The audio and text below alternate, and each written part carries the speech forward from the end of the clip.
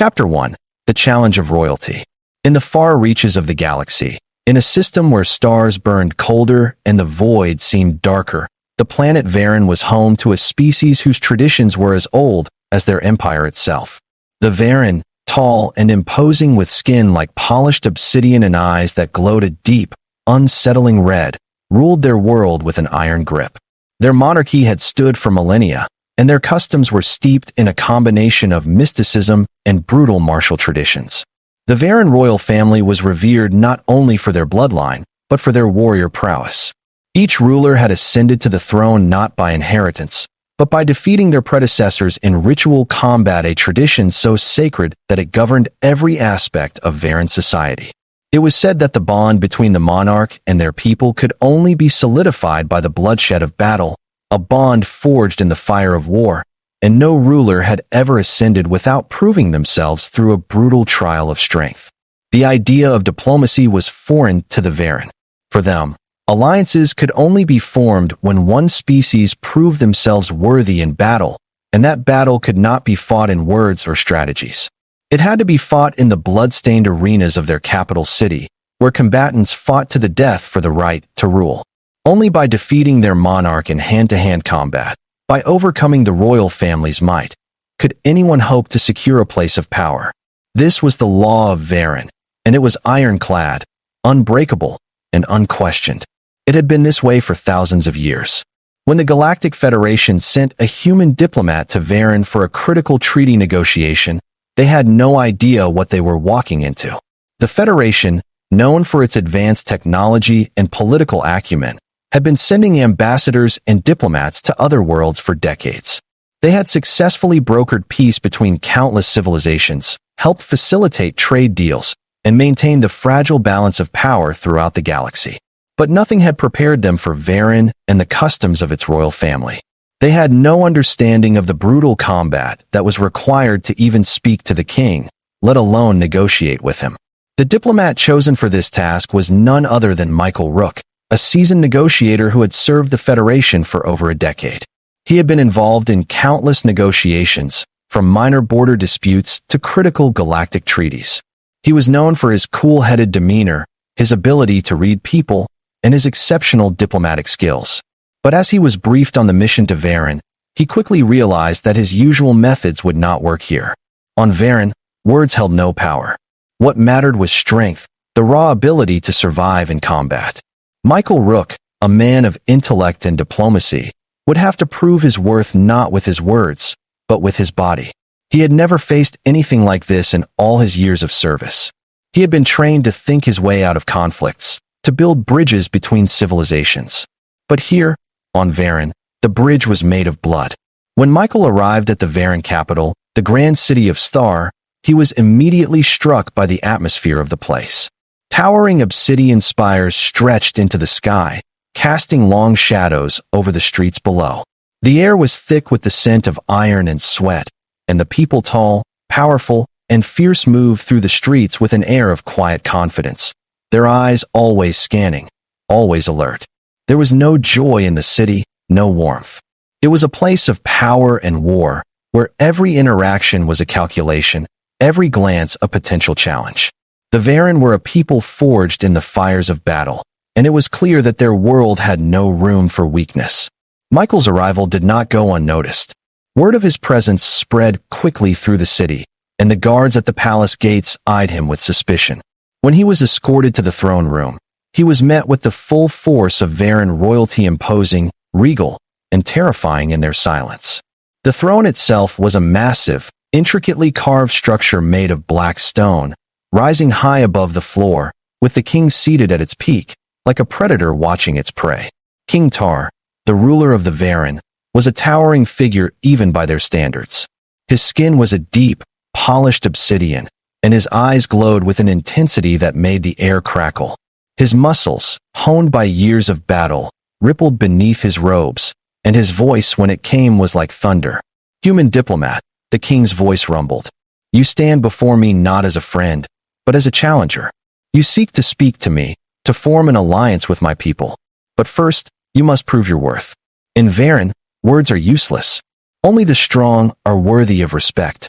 If you wish to negotiate with me, if you wish to earn my attention, you must defeat me in combat. Michael Rook had been briefed on the Varen customs, but hearing the king's words in person was an entirely different experience. The challenge was clear. The king, ruler of the Varen, had demanded a trial by combat. Michael knew that he could not back down. It wasn't just a matter of surviving. If he refused the challenge, he would be killed without question. To decline would be an insult to the king, to the very fabric of Varen society. But Michael wasn't a soldier. He was a diplomat, a man of words, not fists. He had never fought in hand-to-hand combat in his life. The very idea of facing a being as powerful as King Tar was almost laughable. But there was no time for hesitation. This was the only path forward. I accept your challenge, Michael said, his voice steady, though his heart raced in his chest. He had no idea what he was getting into, but he knew he couldn't show fear. He could not afford to appear weak, not in front of the king, not in front of the entire Varen court.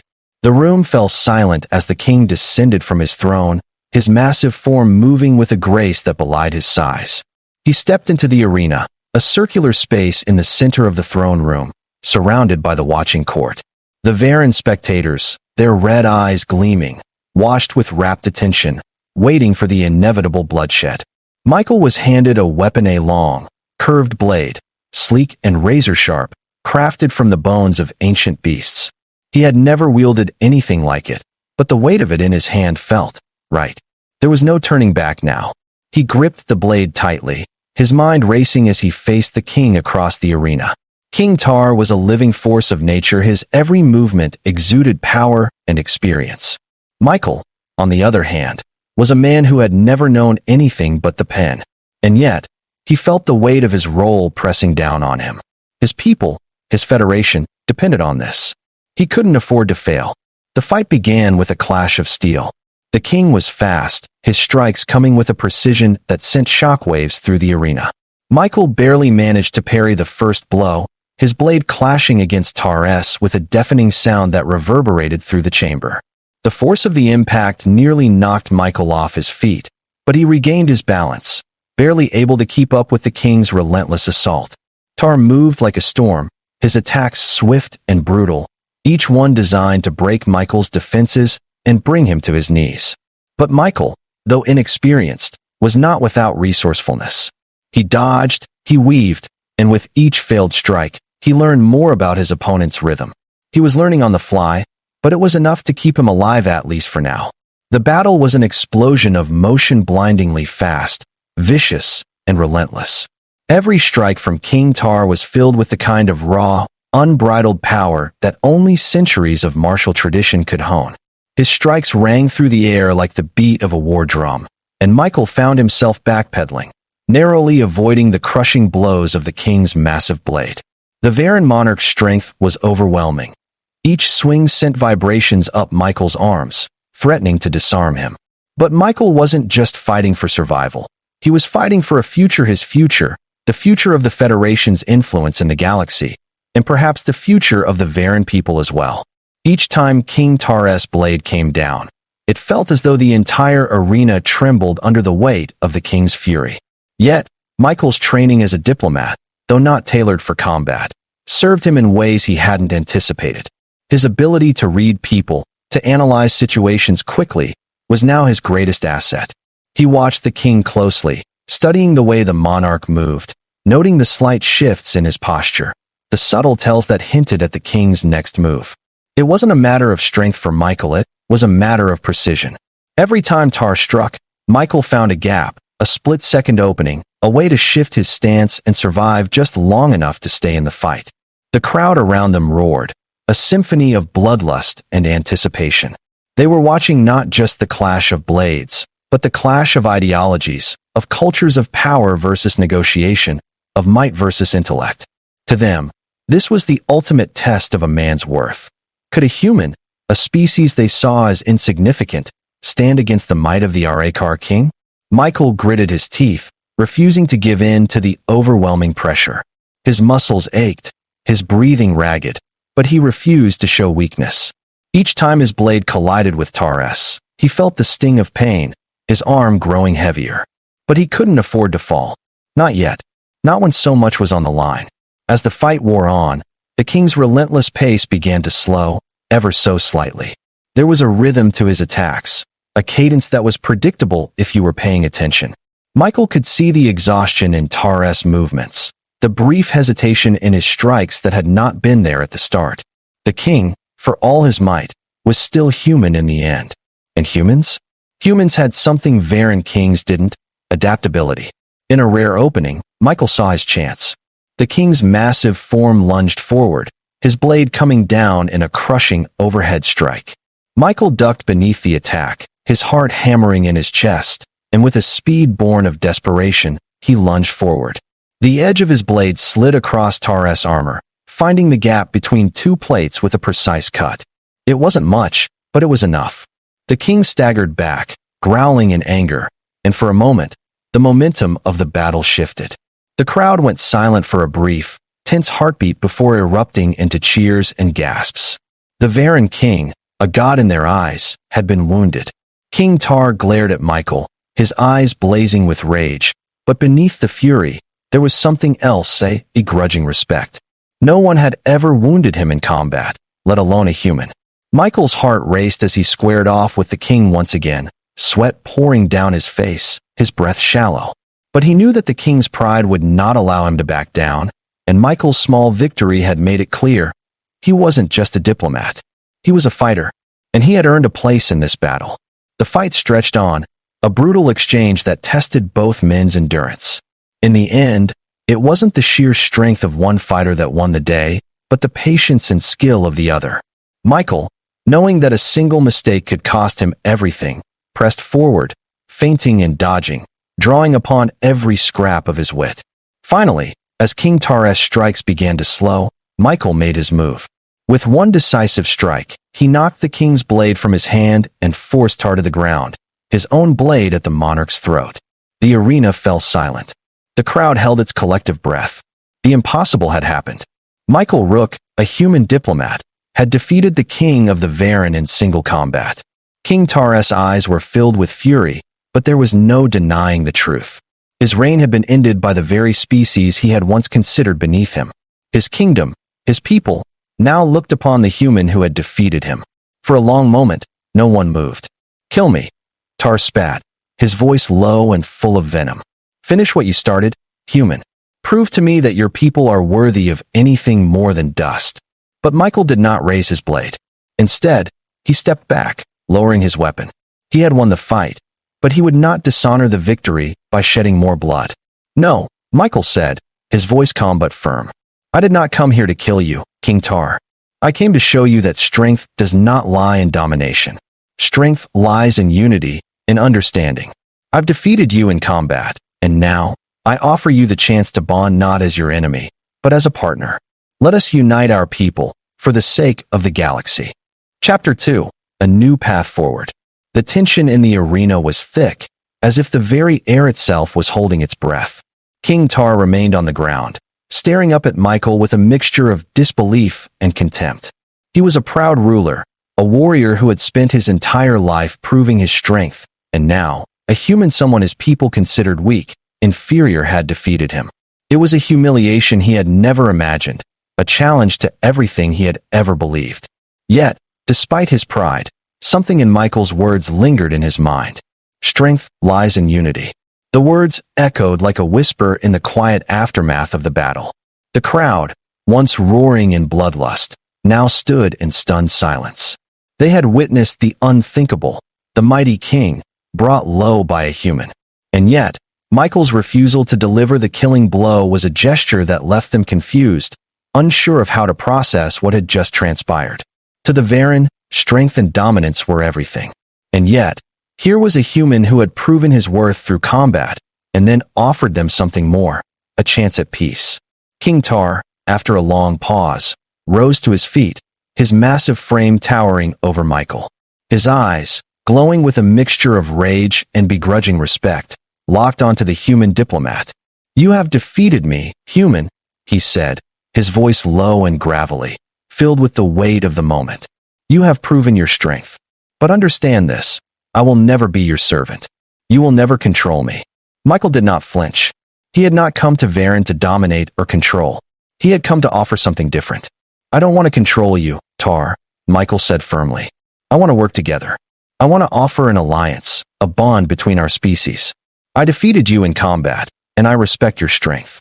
But it's time for us to forge a new path, one that doesn't require bloodshed. For a long time, King Tar said nothing. The arena was still, as if the entire galaxy was waiting for his response. Finally, with a deep, rumbling sigh, the Varen King spoke again, his voice tinged with the weight of his decision. Then prove it, human. Prove that you can lead us not by force, but by understanding. Prove that your words are worth more than your blade. Only then will I consider your offer. And with that, the challenge had shifted. Michael Rook had won the right to speak with the Varen King, but now, he would have to do what no diplomat had ever done before. He would have to break through the walls of an empire built on strength and pride, and forge an alliance based on mutual respect, not domination. He had won the battle, but the war for peace had only just begun. The Varen King's words lingered in the air, heavy with the weight of centuries of tradition and the uncertainty of a future that was not yet written. The Varen had built their empire on strength, on the idea that only the strong were worthy of power, and their monarchs were chosen through bloody trials.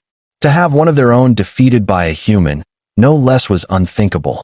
Yet, here they were, at a crossroads where the old ways collided with the future. And Michael Rook, a diplomat, stood at the center of it all, not as a conqueror, but as someone who had earned a right to be heard. Serenity settled over the arena, as the murmurs from the crowd began to soften, their harsh whispers giving way to cautious curiosity. They had witnessed the clash of titans, but now they were witnessing something far more complex, a challenge to their way of life, a question that no one had dared ask before. Could the Varen, a people built on war and strength, look beyond the brutal codes of combat and embrace something more? Could they find a path to peace without losing their identity? King Tar finally stepped back, his regal figure moving with the fluidity of someone accustomed to command, yet his posture no longer radiated the invincibility he had carried moments before. You speak of unity, he said, his voice echoing in the hushed room. But words are as easily forgotten as the blood shed in battle. If you wish to gain an alliance with the Varen, you will need to do more than speak, human. You must show that your strength lies in your ability to lead, not just in your combat skills, but in the diplomacy you claim to master. Michael knew this was his moment, the moment when everything he had fought for, the future of his mission, would be determined. He took a slow, steady breath and met the king's unyielding gaze. I have faced your strength, King Tar, Michael said firmly. And I have won. But I did not come to claim your throne. I came to offer a partnership, a bond forged not in war, but in shared purpose. Our species have fought in wars across the galaxy, and the cost of that bloodshed is too great. I believe that together, we can build something far stronger than either of our empires alone. There was a tense silence that followed Michael's words, the air thick with the weight of his proposition. He could see the wheels turning in Tar's mind, the struggle between the old ways and the possibility of something new. The Varen King, who had once ruled through fear and power, now stood face to face with a human diplomat who offered something that no Varen King had ever offered before. Peace, not through domination, but through cooperation. I will allow you to present your case, Tar said after a long pause, his voice solemn. But remember this, human, your words will carry the weight of your victory in combat. If you fail to prove your strength in this new form of warfare, then your death will be a lesson to others who would dare challenge the Varen. Michael's heart pounded, but he nodded. I understand, King Tar. I will not fail. Chapter 3, Breaking the Chains of Tradition. The days following the combat were filled with tension and cautious discussions. The grand palace of Star, which had once echoed with the sounds of celebration and the bloodlust of victorious kings, now hummed with an undercurrent of uncertainty. The Varen court, filled with proud and fearsome warriors, had long upheld the belief that only strength mattered.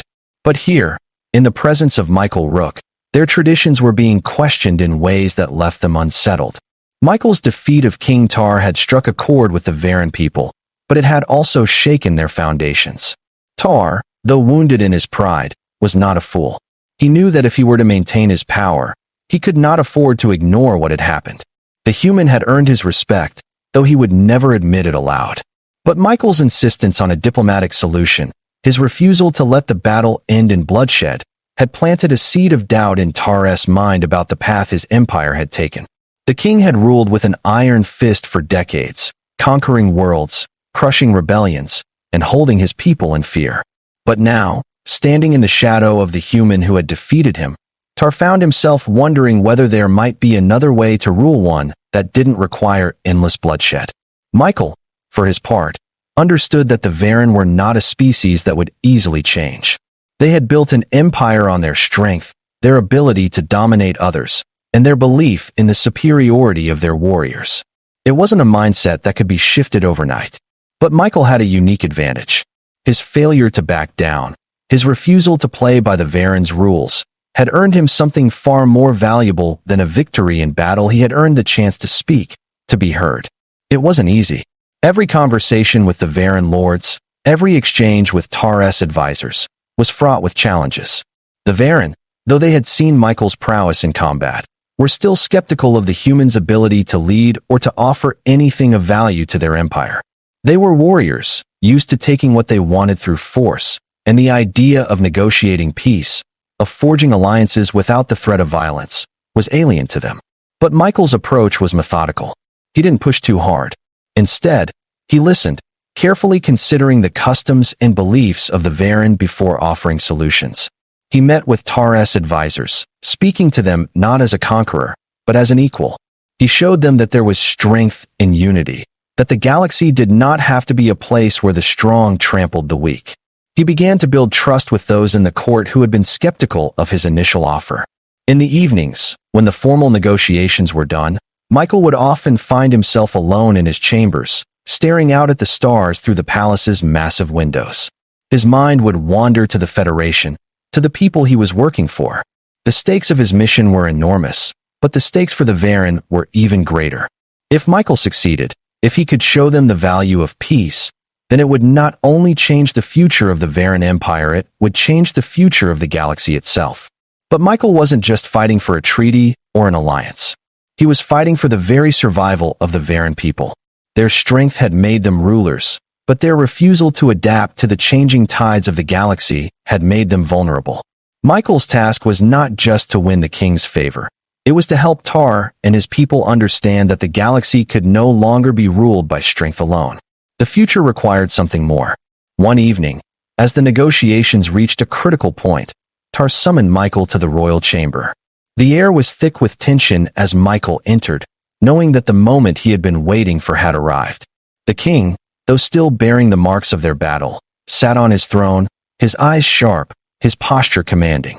"Diplomat Rook," Tar said, his voice low but filled with purpose. "You have proven yourself worthy of our time, and perhaps more. The old ways have brought us much, but as you have shown, there is more to power than conquest. Tell me, what is it that you seek from the Varen?" Michael stepped forward, his heart steady despite the weight of the moment. "I seek peace, King Tar. I seek an alliance between our people, one built not on bloodshed, but on understanding. Together, we can accomplish more than we ever could apart. You have a warrior's strength. The Federation has the wisdom to guide us both. Let us stand side by side." The room fell silent as Tar's gaze remained fixed on Michael. The tension between them was palpable, the weight of their entire interaction hanging in the balance. Finally, after what felt like an eternity, the king spoke. "If I accept your offer, it will change everything. The Varen people will have to change. We will have to change. You understand that, human?" Michael met Tar's gaze, his voice unwavering. "I do. But change doesn't mean weakness. It means growth. It means strength and unity. And together, we can lead the galaxy into a new era." There was another long pause, and then, to Michael's astonishment, Tar rose from his throne. "Very well," the king said, his voice softer now, but filled with an undeniable authority. "Let it be known, the Varen will join the Federation. But know this, human, this alliance will be tested.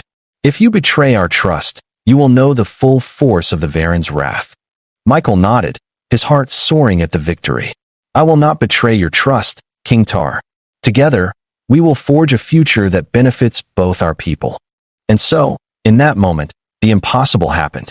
The Varen, a species born of strength and bloodshed, had agreed to an alliance not forged by the edge of a blade, but by the strength of mutual respect and shared purpose. Chapter 3. The Foundation of Unity. The formal alliance between the Varen and the Federation was signed in a grand ceremony attended by representatives from both sides. The galactic map of old, filled with the scars of wars and empires long past, was now being redrawn. With the signing of the treaty, the Varen had taken their first steps into the future, a future where might was not the only measure of power, and where peace was no longer a distant dream. Michael Rook had done what no one thought possible. He had not only survived the trial of combat, but had used that victory to secure a lasting peace. The Varen, once fierce and unyielding in their traditions, had chosen a new path, one that would forever change the course of galactic history. The ceremony was grand, but not for the usual reasons. It wasn't a celebration of victory on the battlefield, nor was it a display of the power that had shaped the Varen Empire for centuries. Instead, it was a celebration of the unimaginable and new era of diplomacy between two species, one born of war and the other of negotiation. The Varen monarchy, with its centuries-old traditions of strength through battle, was now standing side by side with the Galactic Federation, a symbol of unity instead of division. Michael Rook, the human diplomat, had not only survived the challenge of King Tar, but had become the catalyst for this unprecedented shift in the galaxy's power structure. As the formalities of the ceremony unfolded, Michael stood beside King Tar in the grand hall of the Varen Palace, his eyes scanning the room filled with leaders, warriors, and diplomats. The space was opulent, with towering obsidian columns and intricate carvings that told the history of the Varen people, tales of their victories, their bloodshed, and their unyielding dominance over the galaxy. Now, those stories would take on new meaning. The Varen's place in the galaxy would no longer be defined solely by conquest, but by collaboration, by the promise of a future where strength and wisdom worked in tandem. Michael had no illusions about the challenges ahead. The Varen were a proud species, and while they had agreed to the alliance, there would be those within their ranks who would resist this change. The path forward would be difficult, and Michael knew that his work was far from over. But for the first time since arriving on Varen, he allowed himself to feel a glimmer of hope. The impossible had been achieved. And now, it was time to prove that this alliance could not only survive but thrive. After the treaty was signed, King Tar addressed the assembly, his voice booming throughout the chamber. The Federation, our new allies, have proven themselves not through the force of their armies, but through the strength of their will. Today, we forge a new path, one where the power of the Varen will be joined with the wisdom of the Federation. We will no longer rule through fear and war alone. Our empire will grow, not in the shadows of bloodshed, but in the light of cooperation. The crowd remained silent for a moment before the chamber erupted into applause, though there was an underlying tension in the air. The Varen were not a people accustomed to such displays of diplomacy. They were warriors, bred for battle, not negotiation. Yet, in that moment, something had changed. The first steps had been taken, and while the future remained uncertain, the foundation for a new kind of empire had been laid. Chapter 4. The Future Forged in Unity. The days following the ceremony were filled with a whirlwind of activity, as both the Federation and the Varen began to chart a new course together. Diplomatic meetings were held, trade agreements were drawn up, and the first steps were taken to integrate the Varen into the galactic community on equal footing with the Federation. There was excitement in the air, but also a palpable sense of apprehension. Michael knew that while the agreement had been signed, the real work was just beginning. The Federation's influence would not be easily accepted by all of the Varen. There were factions within the royal court, powerful generals, and noble houses that still believed in the old ways. They viewed the treaty as a betrayal, a surrender of their identity, their power, to a race they had long considered inferior. They had watched their king, once the undisputed ruler of the Varen Empire, bow to the will of a human diplomat, and that was a humiliation they could not easily forget. These factions would not go quietly, and Michael knew that the Varen monarchy, even if it had embraced the new path, was fragile. Tar was a powerful king, but even he could not control every faction within his empire. As the first month of the alliance passed, Michael and Sereth, the queen consort of Tar, worked tirelessly to address these challenges. Sereth, once a figure of rebellion against the old ways, had become an invaluable ally in the effort to convince the Varen nobility of the benefits of cooperation. She was a woman who had fought against her father's empire for a cause, and now she fought alongside Michael to ensure that the promise of peace held. It wasn't easy. Every day was filled with political maneuvering, hidden agendas, and subtle power plays. But they pressed on, knowing that the stakes were higher than ever before. One afternoon, as Michael walked through the royal gardens, deep in thought about the many challenges still ahead, he was approached by Sereth. She stood tall, her presence commanding even in the tranquility of the gardens. Her silver hair shimmered in the light, and her eyes, once filled with defiance, were now focused with a quiet determination. "We've made progress, but it's still fragile," Sereth said, her voice soft but carrying a weight of experience. "There are many who do not trust the Federation, who do not trust you. Tar and I are not enough to convince them. The alliance must be solidified in ways that go beyond treaties and agreements. We need more than words. We need actions." Michael nodded, understanding the gravity of her words. "I know. I've been thinking about that too.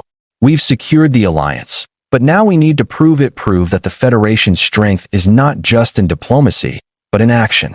The Varen need to see that we are not here to weaken them, but to strengthen them." Sereth's gaze hardened, and she stepped closer to him. "What do you propose?" "We need to show them that the Federation and the Varen can stand together, not as two separate powers, but as one. We need to undertake something that demonstrates the power of this alliance. Something that proves our strength not just in words, but in action." She regarded him carefully, her expression unreadable. "A demonstration of strength?" Michael smiled, though it was tinged with seriousness. "Yes, a mission. A galactic threat that requires both of our strengths combined. We take on an external enemy, something that requires the full force of both the Federation's technology and the Varen's might." Sereth considered his words for a long moment before nodding. "It's dangerous, but it might just work. The Varen need to see us fight side by side, to show them that we are stronger together than apart." The decision was made. Michael Rook, now fully integrated into the fabric of Varen society, worked with Sereth and Tar to organize a joint operation that would unite the Federation and the Varen against a common foe. It was a bold plan, one that would require every ounce of their strength, both militarily and diplomatically. But it was the only way to prove that their alliance was not a temporary arrangement, but the foundation of a new, stronger future. The mission was set in motion. A threat had emerged on the fringes of the galaxy. A rogue fleet of mercenaries, backed by an unknown force, had begun attacking Federation colonies and Varen outposts alike. The combined might of the Federation and Varen forces would be needed to crush this threat and send a clear message to the galaxy. The alliance was real, and it was formidable. As the Federation and Varen forces prepared for battle, Michael stood beside Tar and Sereth, watching as their fleets readied for the fight. He knew that this battle would define the future of their people. It wasn't just about defeating an enemy. It was about proving that their alliance, forged in blood and tempered by trust, was a force that could not be ignored. The battle was fierce, a clash of titans in the void of space, but the Varen and Federation forces fought as one, strength and wisdom united. When the mercenaries were defeated and their fleet shattered, the galaxy took notice. The message was clear. The Federation and the Varen were no longer enemies. They were allies. And together, they were unstoppable. As the warships returned to their respective homeworlds, Michael stood with Sereth and Tar, watching the stars beyond. The galaxy, it seemed, was on the verge of a new era. One where alliances were forged not in blood, but in mutual respect. The Varen had been shown the strength of unity, and Michael had proven that diplomacy, when backed by action, could move mountains. "We did it," Sereth said quietly, her voice filled with a sense of finality. "Yes," Michael agreed, his gaze fixed on the stars. "Together, we did it." And with that, the foundations of a new era were set, one where might and wisdom would no longer stand in opposition, but would stand together, side by side, for the good of the galaxy.